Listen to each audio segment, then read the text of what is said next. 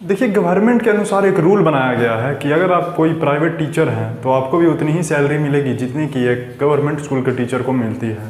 पर ये बात कितने स्कूलों में फॉलो होता है ये तो आप भी जानते हैं। और आज हाल ऐसा है कि गवर्नमेंट स्कूल में पढ़ाना तो हर कोई चाहता है, पर पढ़ना कोई नहीं चाहता। कोई अपने बच्चों को भी वहाँ नहीं पढ़ाना चाहता। यहाँ तक कि वहाँ के टीचर्स जो खुद वहाँ पढ़ाते हैं वो भी अपने बच्चों को वहाँ एडमिशन नहीं करवाते हैं। According to 17 right education act, किसी भी तरह का मेंटल या फिर फिजिकल पनिशमेंट आप एक स्टूडेंट को नहीं दे सकते हो। पर आप ही बता दो कि कितने स्कूल में ये चीज़ फॉलो होता है। कितने ऐसे स्कूल हैं जहाँ पे बच्चों को मारा नहीं जाता, जहाँ पे उसे मेंटली बुली नहीं किया जाता, जहाँ पे पूरे क्लास के सामने उसका बेइज्जती नहीं किया जाता। देखिए, गवर्नमेंट ने एक रूल बनाया कि किसी भी इंसान का अगर प्राइवेट स्कूल है तो वो जॉब पे अपने परिवार वालों या रिलेशन में से किसी को नहीं रख सकता है। पर ये बात कितने स्कूल में फॉलो होता है ये भी आप जानते ही हैं। या तो वो अपने परिवार वाले को टीचर्स बना लेंगे, टीचर बनने के लायक नहीं होगा तो दरबान बना लेंगे, लेकिन अपने ही परिवार वालों से करवाएंगे, क्योंकि जब अंदर से नीचे से पैसा लिया जाए तो कोई आवाज़ उठाने वाला ना रहे। देखिए, स्कूल में बच्चों को कॉन्सेप्ट सिखाने से ज़्यादा कॉपियाँ कंप्लीट करना सिखाया जाता है। यहाँ ये सिखाया जाता है कि आपको अपना कॉपी ऑन टाइम कंप्लीट करके चेक करने के लिए दे देना है। ऐसे में बच्चा कॉन्सेप्ट सीखने से ज़्यादा टॉपर्स की नोटबुक लेके उसे कॉपी करने में रहता है। ऐसे में टीचर्स तो प्रिंसिपल से बच जाता है कि बच्चे का कॉपी कंप्लीट है, लेकिन एग्ज़ाम टाइम में जब वही बच्चा फेल होता है तो पूरा श्रेय उसके माता पिता पे डाल दिया जाता है। देखिए, प्राइवेट स्कूल में क्लास 9-10 के टीचर्स को मंथली 25,000 रुपया दिया जाता है। इसी में उनको 7 पीरियड डेली का अपना गला फाड़ना भी होता है, और एक आध पीरियड अगर लीजर लग गया, मतलब एक आध पीरियड अगर फ्री हो गया, तो इसमें भी उन्हें कोई टीचर अगर एब्सेंट है तो उनके क्लास में भेज दिया जाता है। नहीं तो एग्जाम के लिए क्वेश्चन बनाना रहता है, नहीं तो रजिस्टर कंप्लीट करना पड़ता है, और भी 100 अलग अलग तरह के काम रहते हैं। ऐसे में आप उनको मंथ का जब एंड में 25,000 रुपया दोगे तो वो गुस्सा तो होंगे ही। क्योंकि वहीं दूसरी तरफ गवर्नमेंट स्कूल के टीचर जो कि क्लास 1 to 5 पढ़ाते हैं, उनकी भी मंथली सैलरी 40,000 से ऊपर रहती है। ऐसे में कोई ऑप्शन ना होने के कारण प्राइवेट स्कूल के टीचर्स अपना कोचिंग या ट्यूशन्स खोल लेते हैं। अब ये टीचर जो अपना कोचिंग और इंस्टीट्यूट खोल लिए हैं, इनका ध्यान क्लासरूम में पढ़ाने से ज़्यादा इस पे रहता है कि इस बच्चे को मैं अपने कोचिंग में कैसे लेकर आऊँ। अगर कोई बच्चा इन टीचर्स के अलावा किसी और टीचर से कोचिंग ले ले तो उस दिन के बाद से उस बच्चे का बुरा दिन स्टार्ट हो जाता है। ऐसे में कोई ऑप्शन ना होने के कारण बच्चे भी अपने पेरेंट्स को जिद करते हैं कि हमें उस टीचर से पढ़ना है जो कि हमें स्कूल में पढ़ाते हैं, इस उम्मीद में कि क्लास में टीचर अब हमसे अच्छे से बात करेंगे और एग्ज़ाम में हमें अच्छे मार्क्स देके पास करवा देंगे। पर ये नहीं समझते कि क्लास में तो ये आपको पास करवा देंगे, पर जब 10th का वहाँ बोर्ड एग्ज़ाम होगा तो वहाँ पे आपको कौन पास करवाने आएगा। और ये प्राइवेट स्कूल के टीचर जो कोचिंग और इंस्टीट्यूट खोले हुए हैं, इनकी गेम आप समझिए। ये हमेशा अपने कोचिंग में एक चैप्टर आगे रखेंगे स्कूल से, क्योंकि जब स्कूल में पढ़ाई हो तो वो बच्चे जो सर से कोचिंग लिए हैं वो अपना गला फाड़ फाड़ कर सर के बोलने से पहले ही जवाब दे दें। ऐसे में उन बच्चों पर इम्पैक्ट पड़ेगा जो कि कोचिंग नहीं आते हैं। वो बच्चे सोचेंगे कि अरे यार, ये लोग तो सर के पास जाते हैं, ये लोग कितने पढ़ने में तेज हो गए हैं। ऐसा कोई बात नहीं है। सर वहाँ आपसे एक दिन पहले ही उन्हें सब चीज़ बता देते हैं कि ये चीज़ इस चैप्टर में है, और वो चीज़ कल स्कूल में आके पढ़ाते हैं तो वो लोग भाई अपना गला फाड़ के बोलेगा ही ना। पर ज़्यादातर बच्चे इससे भी इन्फ्लुएंस होकर उन्हीं टीचर के यहाँ कोचिंग ज्वाइन कर लेते हैं। अगर कोई टीचर क्लास 8, 9, 10 का मैथ्स या साइंस पढ़ाता है तो वो 9 क्लासेस में जाता है और 9 × 50 450 स्टूडेंट से डेली इंटरेक्ट करता है। इसमें से अगर 50% स्टूडेंट भी उनके यहाँ मैथ या साइंस पढ़ने आ जाएं तो टोटल 225 बच्चे हो जाते हैं। अप्रॉक्स अगर वो 500 रुपये भी हर बच्चे से चार्ज करें तो इनका मंथ का होता है 1,12,500 रुपये। इसी वजह से ये टीचर स्कूल में पढ़ाने पे कम और कोचिंग में पढ़ाने पे ज़्यादा ध्यान देते हैं। देखिए, यहाँ पे गलती पेरेंट्स की भी है। आप 2500 स्कूल में भी भर रहे हैं, 500,000 रुपया कोचिंग में भी भर रहे हैं, पढ़ाई आपको उतना ही मिल रहा है, बस आपके पैसे का ज़्यादा लॉस हो रहा है।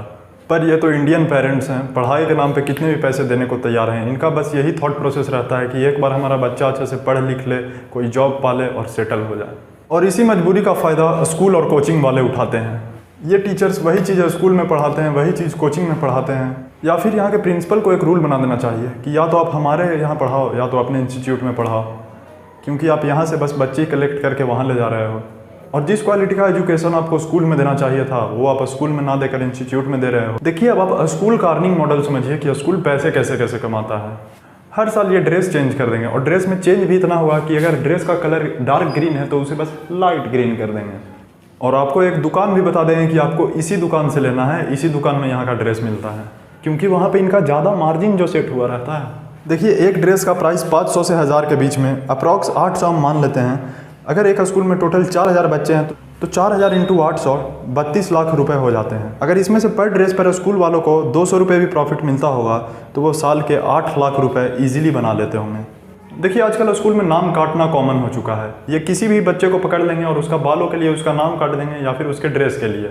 तुमने ड्रेस सही से नहीं पहना, तुम्हारे बाल सही नहीं है, तुम्हारे शूज़ सही नहीं है, इसी बात पे नाम काट देंगे। और नाम काट के बस आपको पेरेंट्स को बुलाएंगे, कहेंगे ये जूता नहीं पहना हुआ इसलिए मैंने इसका रजिस्टर पे से नाम काट दिया, 200 रुपये दे दो, इसका वापस लिख देता हूँ।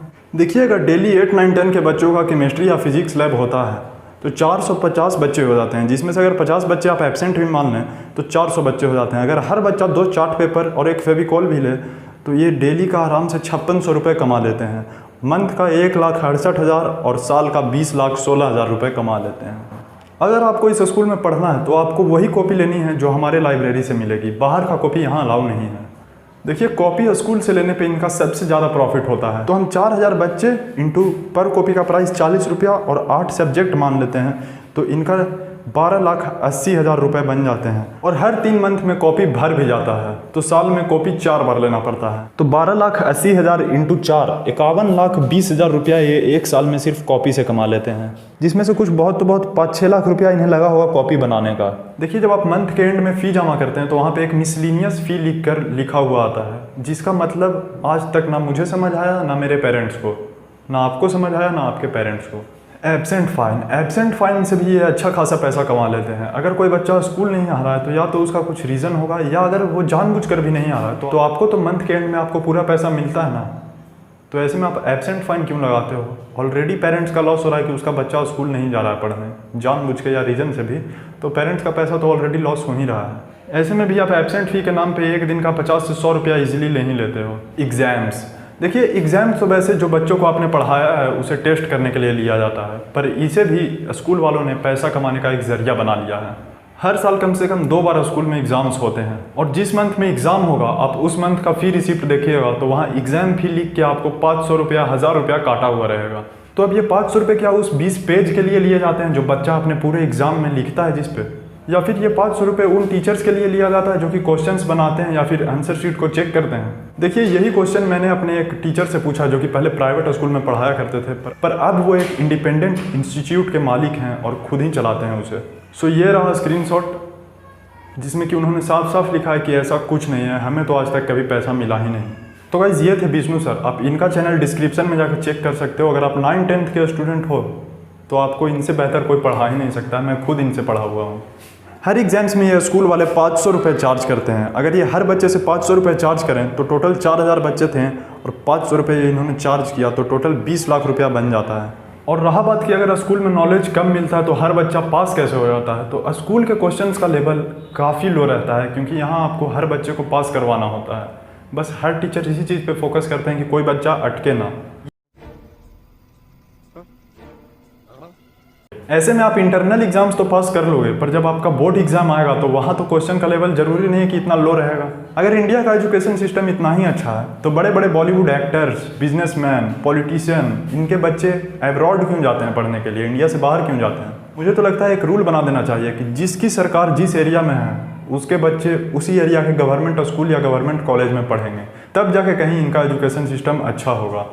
देखिए 10th के बाद आपको साइंस लेना आवश्यक है। अगर आप 10th के बाद आर्ट्स ले लेंगे तो आपकी गिनती बेकार बच्चों में होनी शुरू हो जाएगी।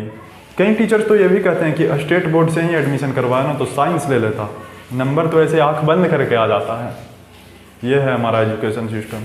So guys thank you so much for watching this video. आज मैं आपको सब्सक्राइब करने के लिए नहीं कहूँगा बल्कि आज अब मैं आपको शेयर करने के लिए कहूँगा, क्योंकि ये ऐसी बातें हैं जो ज़्यादातर लोगों के पास पहुँचनी चाहिए।